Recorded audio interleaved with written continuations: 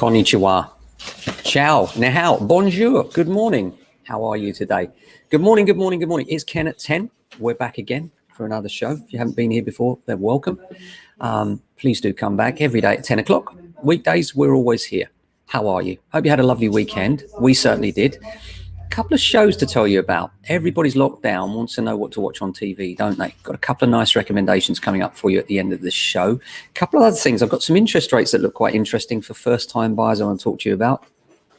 And the big question, there was a big article in the Times on Sunday about Rishi Sunak and tax rises. So I want to talk to you about that as well.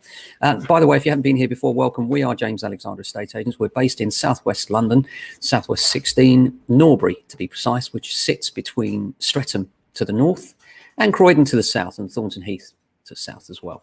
And we're a Zone 3 commuter area full of lovely people and fantastic houses. So if you're thinking of investing or just looking locally or looking around London, the periphery, then we're the place you should be talking to. And if you've got any housing difficulties generally, you know, we're getting lots of calls from you guys now. Always appreciate you giving us your feedback and sharing and liking the videos. So if there's any questions you have, any comments you'd like to make, I see them live and we can have a chat. Why not? That's what it's all about. So the article in the Times this week, Sunak eyes tax rises. If you read that quickly, it reads snake eyes tax rises in the March budget. It does make you think, doesn't it? What it says is, and it's quite interesting actually, it's talking about the different ways that they might raise tax instead of stamp duty. Now, I'm skeptical about this. I'll tell you why I'm skeptical. Because the thing about the tax is that stamp duty is the easiest tax to collect. Why? Well, because the solicitors are under obligation to pay it directly to the government immediately as they receive the monies. So there is literally nothing for the government to do. The money just flows straight in. There's no cost involved in collecting that money, a bit of accountancy, obviously, but that's about it. And I find it hard to believe, especially in these coronavirus times, that there's a chance that the government are going to give up that easy source of money. But I hope they do, because I think it's inequitable. It stifles progress. It stops older people from selling up and moving down, stops younger people from moving up. So there are good reasons why it really should be addressed, but I'm just not convinced that it will be. There has been 100,000 signatures now on the list to extend the stamp duty deadline from 31st of March. And according to the article, it actually says the Chancellor is expected to use the budget on March the 3rd to announce an extension of government support, including the furlough and business loan schemes.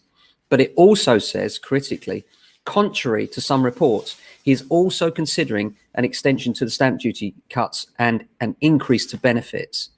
And then they go on to talk about, well, there'll be no radical changes to property taxes in this budget. Ministers and officials are looking at a tally of winners and losers from the abolition of council tax and stamp duty.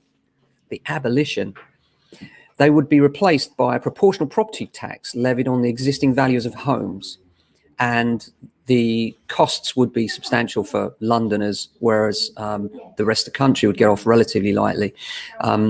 For instance, on a 150,000 house, it would mean 720 a year. £1 million house, it would be £4,800 a year. Ouch.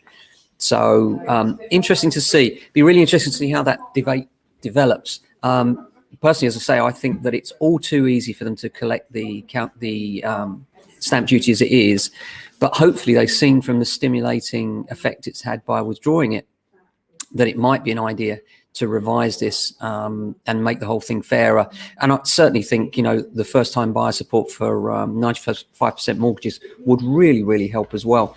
I mentioned I'd come on to mortgages. Notice a couple of first-time buyer 10% deals out there, Coventry and Nationwide. Again, the rates are relatively punitive if you're, you know, a second-time borrower. We're looking at rates of 1 or 2. These are at 3.24.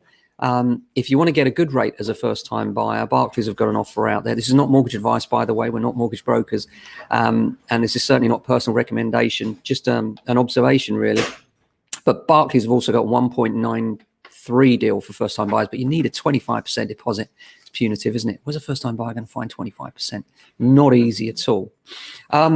So, yeah, apart from that, how are you this week? The weather here in Norbury is bright, actually. Nice day for photography. Must get the camera out later. We're currently collating all the offers that came in from the weekend. Really busy on sales. Lots of viewings taking place over the weekend. and busy on lettings as well. So surprisingly busy, given everything's locked down. It's really strange because the streets are quiet. You know, we walk into a bank to get some money with a mask on. I mean, who would have ever thought that? And yet here we are. You know, it's doing business in the normal way. We're very lucky when you think of all the other industries that are affected in a negative way. So I'm not complaining at all. You know, we like to do what we do, and always happy to be here doing it. So apart from that, a couple of things to watch on TV. We're watching a little mini series at the moment. If you like a good gritty Brit drama with a little bit of shock effect, then The Bay, I've quite enjoyed that. That's been quite a revelation for us. We're really enjoying that. If you like that Brit drama stuff, you know, that kind of serious, like getting under the skin of the local police force where a murder's happened and that sort of thing, that's quite good. And another one, if you're a Grange Hill fan or were a Grange Hill fan years ago and you want something similar in lockdown, you're a bit bored, try Ackley Bridge, Ackley Bridge. Story of a school, and it's quite good fun, actually. We quite like it. So if you fancy something different, then that might help while away your day. Good morning to you, Tarek. I'm on the telly as well, apparently, this morning. So there you go. You get me on the BBC and you get me on Facebook. You just can't get away from me. Thanks, Tarek. Home's Under the Hammer, BBC One. Of course, it's on from 10 to 11. So you just can't get away from me. Sorry about that, but there we are. I know, more of a face for radio, and yet I'm all over the telly. What can I tell you? So I hope you have a great day today. We'll be back tomorrow, same time, same place for another Ken at 10. Stay safe, stay well, look after your families. We'll see you then.